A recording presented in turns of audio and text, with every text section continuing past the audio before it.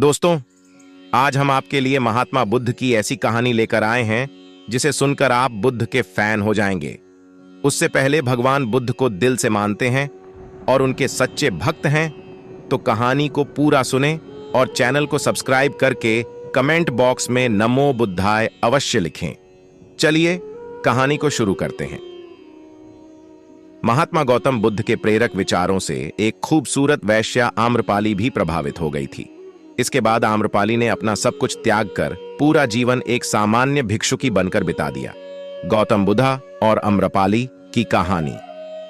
भगवान गौतम बुद्ध के जीवन से जुड़ी कई प्रेरणादायक कहानियां आपने सुनी होंगी। बुद्ध के विचारों से व्यक्ति का जीवन बदल जाता है। तभी तो अंगुलीमाल जैसा डाकू भी बुद्ध से मिलकर भिक्षु बन गया। गौतम बुद्ध से जुड़ी एक नहीं बल्कि कई कहानियां हैं, लेकिन भगवान बुद्ध और आम्रपाली की कहानी सबसे ज्यादा प्रचलित है। आम्रपाली, जिसे दुनिया की सबसे खूबसूरत वैश्या कहा जाता था, लेकिन जब आम्रपाली भी बुद्ध से मिली तो उनके विचारों से प्रभावित हो गई। इसके बाद अपनी धन संपत्ति सब कुछ का त्याग कर आम्रपाली एक साधारण भिक्षुकी बन गई और संपूर्ण जीवन भिक्षुकी बनकर ही बिता दिया। जानते हैं गौतम बुद्ध और वैश्या आम्रपाली की ये कहानी। इतिहास के पन्ने आपको बिहार के जिला वैशाली के राजाओं और नगरवधु आम्रपाली के किस्सों से भरे मिलेंगे। कहा जाता है कि एक गरीब दंपति को एक आम के पेड़ के नीचे कन्या मिली थी।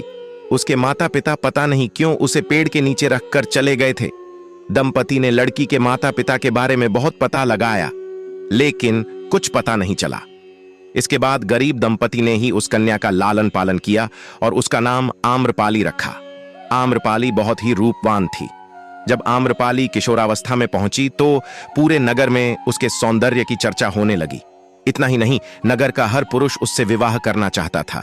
आम लोग से लेकर व्यापारी और राजा सभी उसे पाना चाहते थे। ऐसे में आम्रपाली के माता पिता उसे लेकर काफी चिंतित रहते थे, क्योंकि आम्रपाली इनमें से किसी एक साथ भी विवाह कर लेती तो पूरे राज्य में अशांति फैल जाती। नगर में शांति स्थापित करने के लिए वैशाली राज्य के प्रशासन ने आम्रपाली को क्रमानुसार अंत में नगरवधु बना दिया। आम्रपाली को साम्राज्य की सबसे खूबसूरत और प्रतिभाशाली महिला के रूप में जनपथ कल्याणी की उपाधि 7 साल के लिए दे दी गई। आम्रपाली को धन आभूषण से लेकर अपना महल भी मिला। उसके इर्द गिर्द सेविकाएं रहती थीं। आम्रपाली को शारीरिक संबंध बनाने के लिए चयन का अधिकार भी प्राप्त थी। फिर वह राजा के दरबार की नर्तकी भी बन गई। ज्ञान प्राप्ति के 5 साल बाद गौतम बुद्ध बिहार के वैशाली में जब पहली बार आए थे तो उनके स्वागत के लिए वहां की प्रसिद्ध राज नर्तकी आम्रपाली गंडक नदी के तट पर पहुंची। आम्रपाली के सुंदर रूप और यौवन को देख बुद्ध ने अपने शिष्यों को आंखें बंद करने को कहा। कहा जाता है कि आम्रपाली एक बौद्ध भिक्षु पर मोहित भी हो गई थी। इसके बाद आम्रपाली ने बौद्ध भिक्षु को भोजन के लिए आमंत्रित किया और साथ ही 4 महीने प्रवास के लिए भी अनुरोध किया, लेकिन भिक्षु ने उसे साफ मना कर दिया और कहा कि गुरुजी की आज्ञा के बिना मैं ऐसा नहीं कर सकता। आखिर में आम्रपाली ने बुद्ध के सामने हाथ जोड़कर कहा कि मैं आपके भिक्षु को मोहित नहीं कर पाई, बल्कि उसकी आध्यात्मिकता ने मुझे ही धर्म की राह पर चलने के लिए विवश कर दिया। इसके बाद आम्रपाली ने बुद्ध के सामने भिक्षुकी बनने की इच्छा प्रकट की, लेकिन पहले तो बुद्ध ने मना कर दिया, क्योंकि उस समय बौद्ध संघ में स्त्रियों का प्रवेश वर्जित था।